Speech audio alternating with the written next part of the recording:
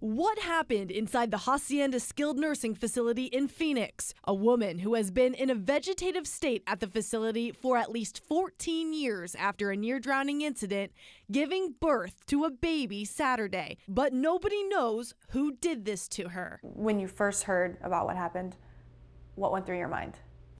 How could it happen?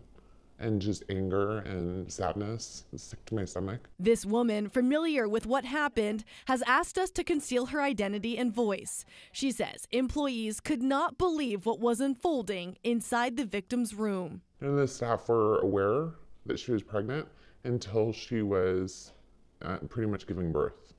How were they alerted to the fact that she was going into labor? From what I've been told, she was moaning.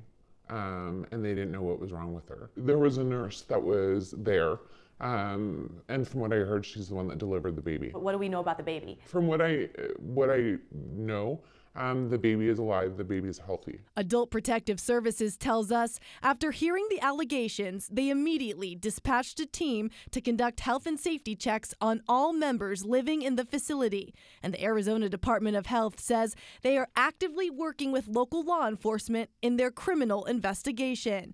But right now, no suspects have been named. And our source says this patient required round-the-clock care, and many would have had access to her room. So those patients saw quite a few people in just a day time. Yeah.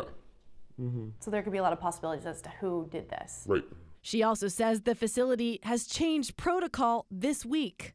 I was told that as of now, if a male staff needs to enter a female room, that they need to bring in a female employee with them.